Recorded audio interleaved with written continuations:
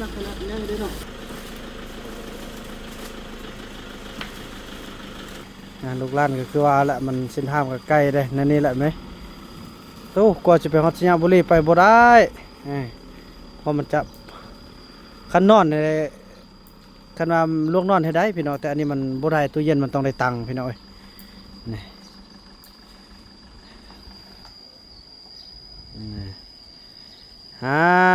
จบภารกิจเนาะขอบอกขอบใจเด้อทางยาแม่จันทรีคำวงศาเฮาเนาะ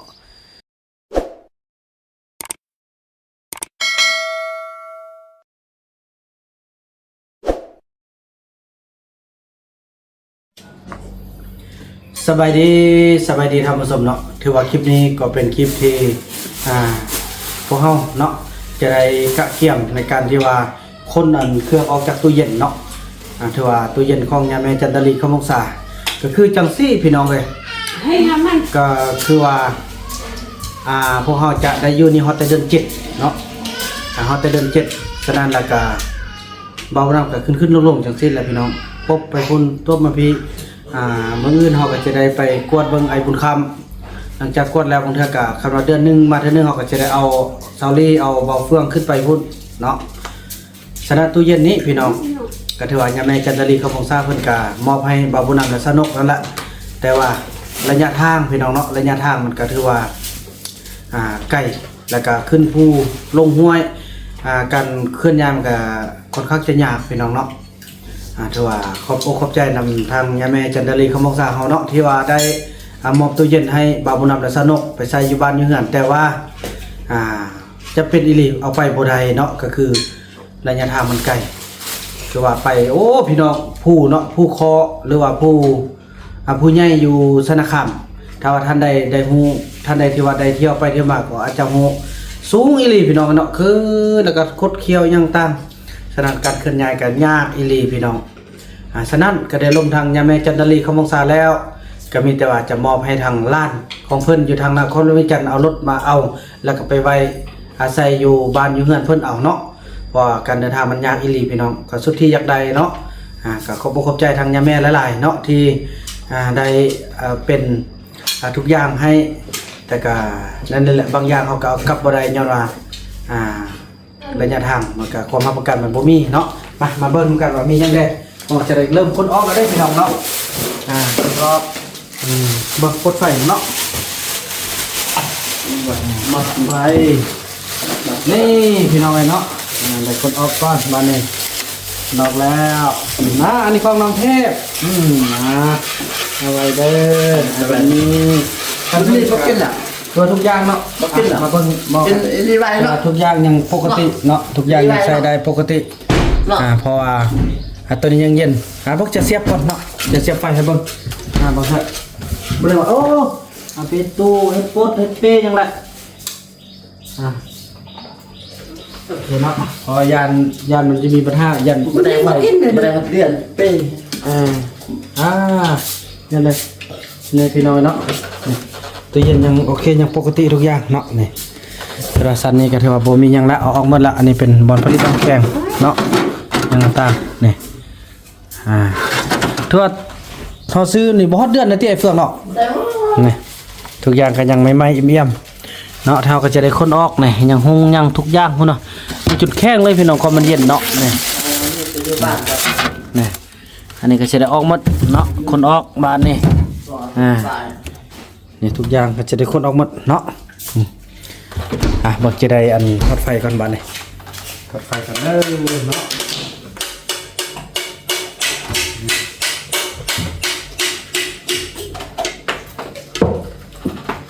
น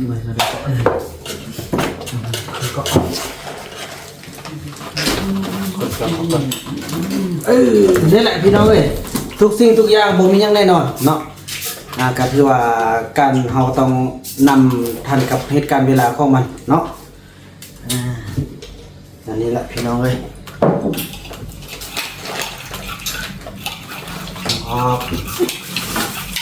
ทุกอย่างจะคนออกมาพี่น้องเนาะไป โอ้ ไปไป ตอนนี้เพิ่นเมียนอันเพิ่นมี พอแล้วลูก มาแล้วลูกทีนี้ตอนลูก ไปที่ไปเด้อ เอาเอลิเมียนเอาเนาะ ไปให้เอลีเมียนไป กันเนาะไป ไปทำกับคนเครื่องต่อ เอาอันนั้นปุกไว้น้องเด้อ คุณอ๋อ ปลาหาขวบกินแต่ตัวเดียวปลา อันนี้ปลาแห้งคนนึงพอเฮาสิคือว่าพี่น้องบางเทื่อมื้ออื่นเฮาก็สิได้กวดเบิ่งลูกบุญคำเนาะเฮาได้กลับเฮาก็สิได้กลับเลยสินะพี่น้องเราทางไอ้จันพรเนาะทางไอ้จันพรทางร้านของยายแม่เพิ่นก็ว่างมื้อนี้พี่น้องเอ้ยแล้วก็ถือโอกาสนี้มาเอาไปเมียนให้แม่ว่าแล้วพี่น้องเอ้ยเฮาก็ไปๆมาๆไปที่ละมีข้าวกินโอ้อมบอนวันยังกินอะไร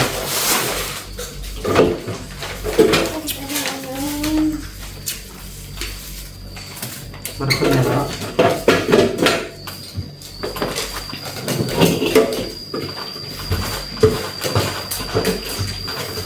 มันกดเอาเนาะ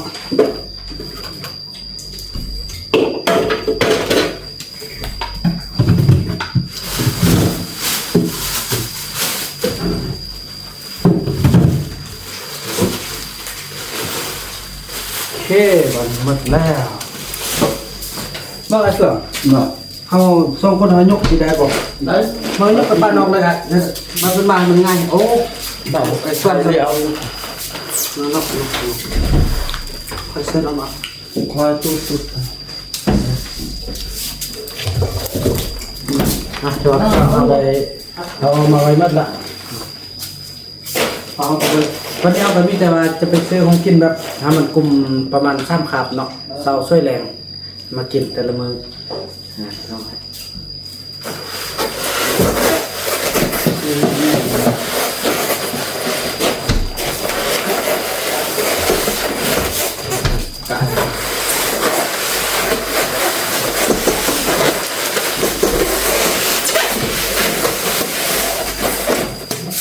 พันสี่ครับใส่ไฟก่อนได้ใส่ไฟเอานี่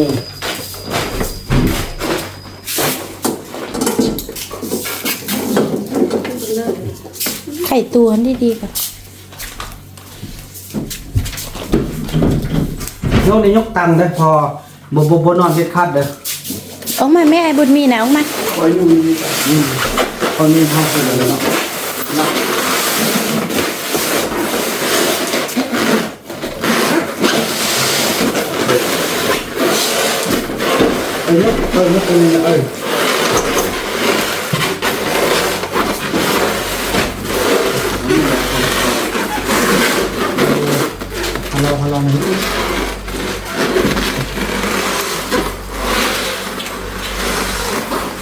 เอ้ยฮัลโหลเอาไปนอกเลยเนาะเอาขึ้นมาแล้วมันง่ายเนาะ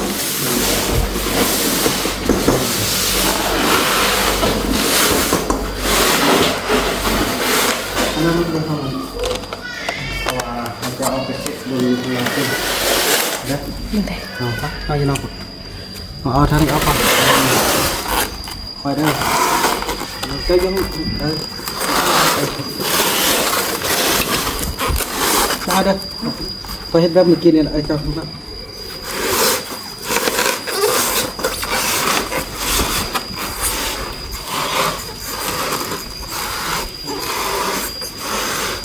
ที่จะมีห้องเนาะ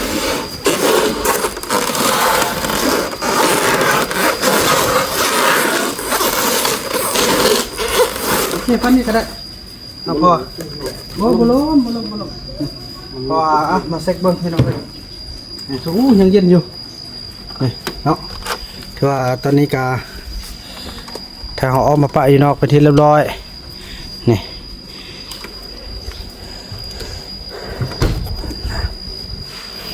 ขอบใจนะแม่เด้อเนาะเดี๋ยวไปยืนน้ำลูกน้ำลานต่อบาทนี่เซ็ตก็ดีก่อนเซ็ตอะไรใหม่ ด้วย ตึบจนว่าก็เอารถมาคนนี้เลยเนาะคนนี้แล้วก็มันเอาขึ้นเลยมาช่วยกันอนามัยให้มันสะอาดเติมก่อนพี่น้องบ้านนี่เนาะซื้อบ่ฮอดเดือนเท่าได้นี่พี่น้องเอ้ย ยังไม่เอี่ยมๆอยู่เนาะ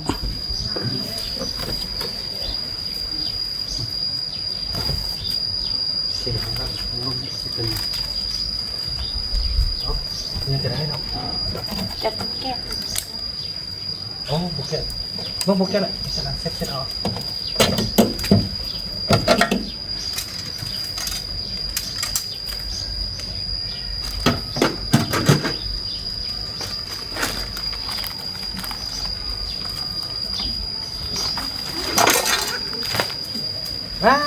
ไอ้บุรินปักเปื่อนก็ได้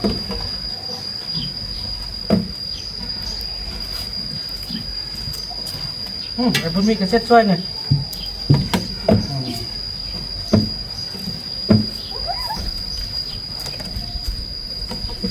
โอ้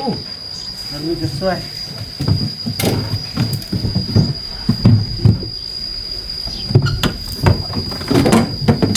เสร็จแล้วเนาะ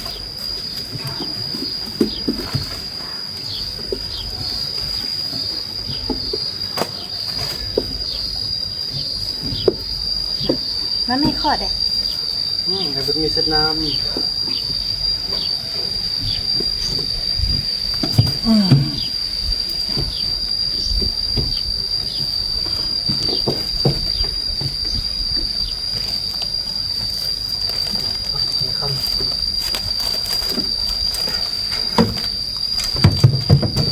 อย่าอบโน่เอาอันเดียว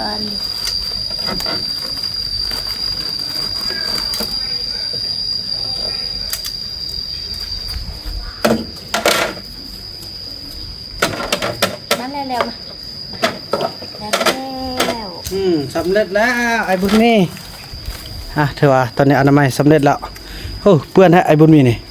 อันนี้ก็ถือว่ายังบกแกะออกเถอะเนาะถือว่ายังไม่ไหม้พี่น้อยได้ประมาณ2 อาทิตย์ป่ายนี่แหละเราซื้อนี่จากสั้นเราพี่น้องเนาะพบกันตอนที่เราจะเอาขึ้นรถแล้วก็ทางร้านของอันย่าแม่จันดาลีเราสิมาเอาเนาะพี่น้องเนาะคือไอจันพรเนาะพี่น้องเอ้ยบางทีบ่าวบุญนำได้ไปพักไปเศร้าตอนที่ไปส่งย่าแม่อยู่ทางกรุงเทพเนาะตอนที่เพิ่นมายามนั่นแหละพี่น้องเอ้ยอันนั้นก็เป็นลูกเป็นหลานเพิ่นจากสั้นเราพี่น้องเนาะว่ากันต่อไปพี่น้องเอ้ย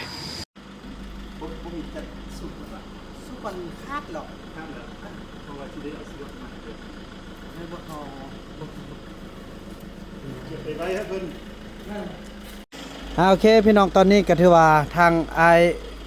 เพิ่นมาฮอดแล้วเนาะก็จะได้ยกขึ้นรถกันพี่น้องกันบานนี่มือกล้องเบิ่งลูกอย่าไปเหยียบไฟเด้อ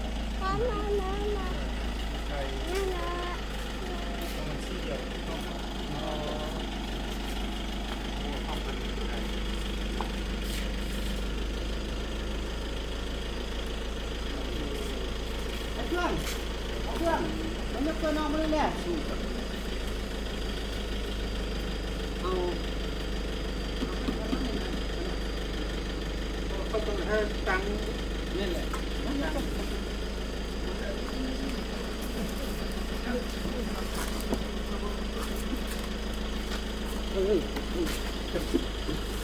นักขนาดนี้ได้เนาะ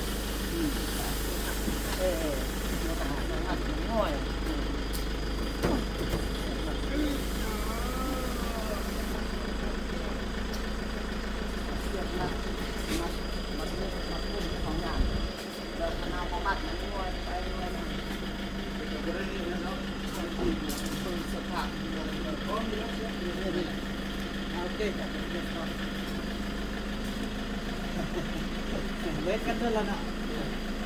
เราจะไปลิ้นน้ำแดงกับโอ้ยไล่เพียงให้ไปไกลมาตลอดว่าตัวเฮ็ดเป็นยุบบ่บ่อันนี้อันไหนเนาะมีห่อเดียวกันแล้วมีโก้นี่นะมีห่อเดียวปีเดียวอีกเอาอันนี้สุดแค่นั้นเอาปีเดียวกันเนาะปี15นั่นเลยปีเดียวเลย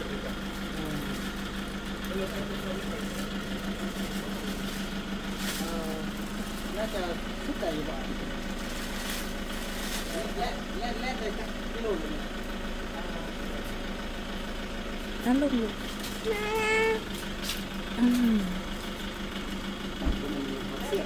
เดียวกัน เนี่ยหรอ เป็น2คนไปกัน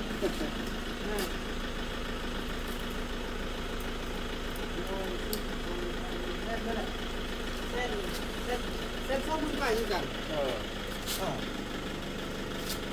เนี่ยไหนบ่มีเส้น20,000มีเส้น20,000เอาไปมีเส้น20,000น่ะคือว่าตรงกันแล้วล่ะแล้วนะคุยกูมือบ่มีมือนั่นสิบ่ไปนะ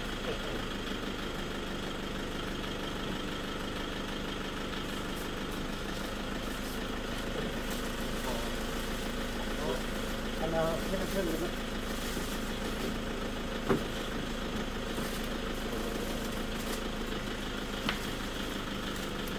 เอาจ้างไว้ซื่อๆแล้ว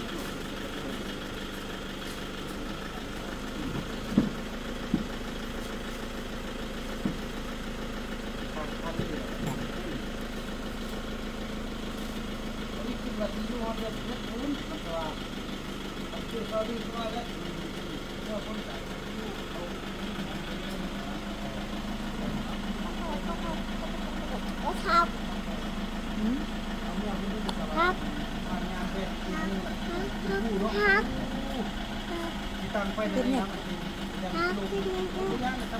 เป็นโอนะครับเป็นนะเฮ้ยว่าไม่จับบ่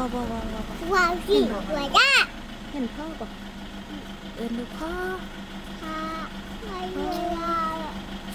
พ่อเอ้ย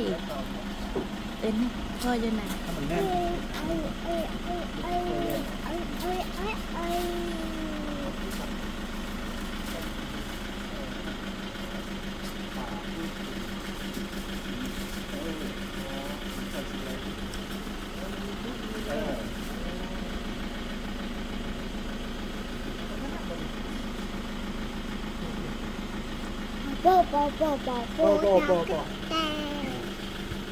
เศร้าเดือดเท่านั้นเอง เดือนละ1.5 ล้าน เดือนละล้านห้า โดยค่าไฟจ่ายเอง เออก ระทึกอยู่2 ล้านไปแหละ เออ แต่ละเดือนก็ค่าไฟก็5 เส้นไป มันก็บริไก่ถูกกันเลย เนาะ ล้านห้าเขาได้คนจะอะไรแบบนี้ อ่า ได้คนจะ โดย ได้คนถูกกัน แม่นแหละ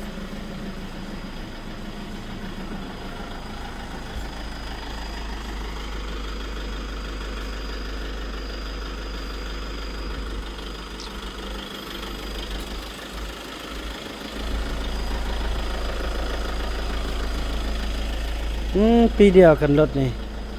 ปีเดียวกันเลยระยะแล่นกับเสมอกันอีก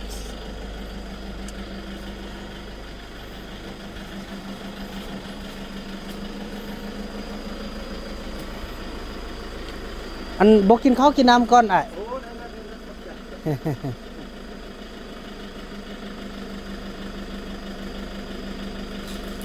โอเคสำเร็จเด้อแม่เอ้ยทางไอายโดยขอบใจอะไรเด้อขอบใจเด้อหักแพงขึ้นฮอดโดยเด้อเดินทางปลอดภัยขอบใจอะไรโดย ได้มากับแม่ได้ โดยเดินทางปลอดภัย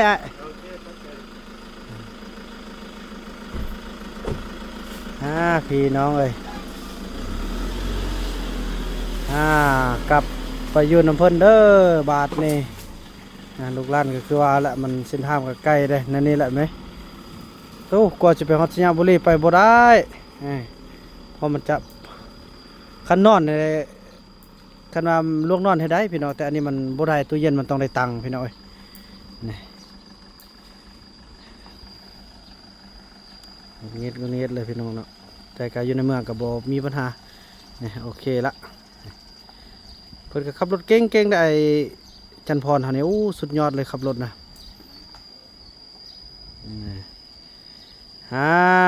จบภารกิจเนาะขอบอกขอบใจเด้อทางยาแม่จันทรีคำวงศาเฮาเนาะ